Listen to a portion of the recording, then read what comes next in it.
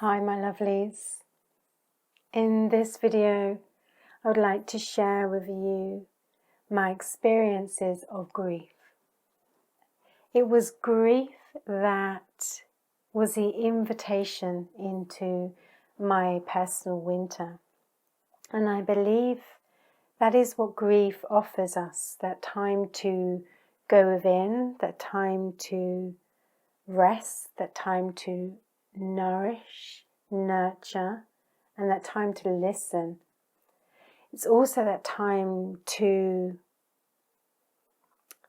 gently evolve into the new space. Grief is because of a loss. It isn't always because of death. It could be the end of a relationship, the end of a career. It could be the loss of some part of ourselves, like aging. It could be a transition of womanhood, manhood, motherhood, fatherhood. But it is grief that gives us that space, that recuperation time, that incubation time to transition from how life was to now what it is becoming to what it is. So it's that journey from A to B rather than, okay, that happened today, this is now how it is tomorrow. It gives us time, our whole system, to move into that and be tender and meet the newness, meet the change.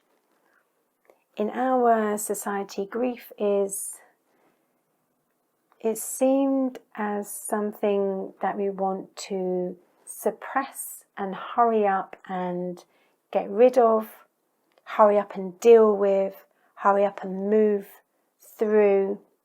And we really kind of manipulate it and control it to what is seen as acceptable time. Grief doesn't have time. Grief doesn't have time limitations. Grief doesn't have a limitation to space. Grief is, it will take what it takes, what it needs. It will take what it needs for us to be in that and listen rather than push and reject and shove away.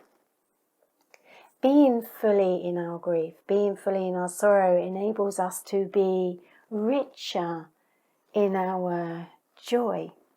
To always be looking for the bright and the shiny and the desirable and the beautiful and the voluptuous and the vivacious and the vibrant is not life. Grief is a human experience, and when we allow it to be, is as beautiful as joy. But it's kind of like that's the perfection, and grief is messy.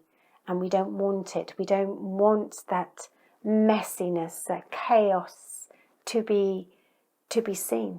And so it's something that is behind closed doors. It's something that we feel that we've got to hurry up and deal with so we can be back out there in the world and being vibrant and being shiny. And that's just bollocks. It's because in denying ourselves that experience and the full spectrum of it, and the full expression of it, and the full experience of it, and the full emotion of it, we are denying ourselves the full emotion of love, the full emotion of joy, the full richness of that. There are riches in both. There is wisdom in both.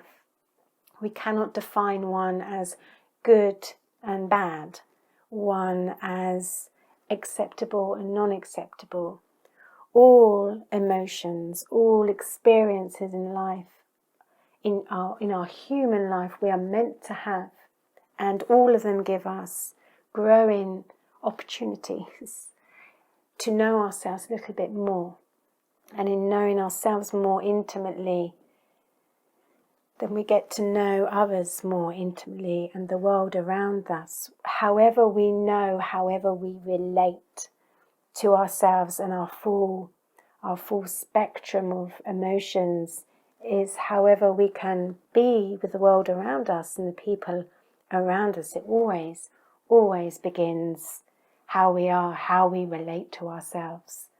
And if we cannot give ourselves this time, then there's a sense of emptiness that we're not fully there with the other, because a part of us will still be, whether we are aware of it or not, stuck in the timeline of grief.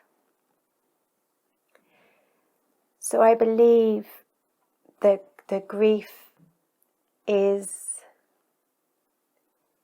essential to talk about and to be with and to celebrate, just as sex. I mean, death and sex, grief and sex, they're so shunned. They're so so not respectable. There's something that we keep behind closed doors. We keep to ourselves. Mustn't talk about sex. Mustn't talk about our grief. It's how we present ourselves to the world, and it's fucked up that we, as humans, feel we always have to be this, and if we are not this, if we are not glossy, if we are not sociable, if we are not out there, if we are not showing up for others, then there must be something wrong, and we must be broken, and there must be something that we must hurry up and fix about ourselves.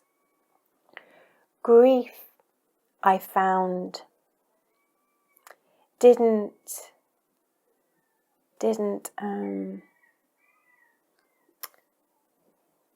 move because of how I was controlling it. These transitions in our life can't be controlled or manipulated to what suits us because of our commitments to work, our family, our friends, etc.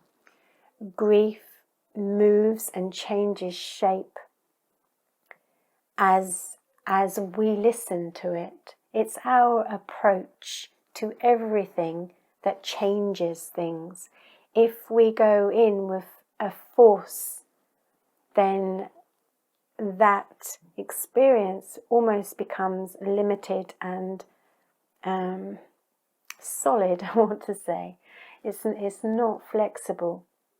Our human experiences don't change because we change them. Our human experiences change because our approach to them changes. So if we enter our grief, if we enter our joy without defining that's good or bad, that's lovable, that's not lovable, that I want to keep forever because it's amazing and it feels good, and that I want to shove down there because I've got dinner at 7 o'clock, or I've got this commitment tomorrow. If we don't label and define them, and we just enter this approach of being willing to listen, willing to truly feel it all, willing to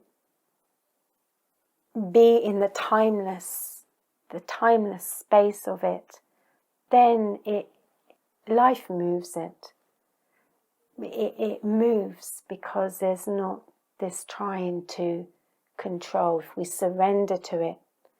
And I found that the more I didn't want to surrender to the change in my life, to the grief, that I preferred it then and was struggling with now, the more it hung around. Also, grief can be, particularly of a loss of a loved one, circular. Life isn't linear, it spirals around like the seasons. So, an anniversary of a loss of a loved one will come around again. And I'm not sure that time heals it, which is the famous quote, but it changes it. There's something slightly altered about it as it comes around again. It's like we are now dealing with feeling and experiencing it from a different angle, a different perspective, a different feeling. And then how we meet that has to be fresh and new rather than old. So grief is multi-layered, just as joy is, and grief is as rich and as wise and as desirable as joy is. And I'm not saying that therefore I choose grief and I want to wallow there, but I do want to listen to grief, because in listening to it, and I'm listening to who I am, and in listening to who I am, I become a richer person, and therefore there's more fulfillment, a feeling of fulfillment, because I'm not creating separation within myself, and I'm not hurrying up to fix because that is deemed as undesirable in the world around. So yeah, I think it's time that we allow ourselves the wisdom, the rituals, the kindness, the honouring of grief.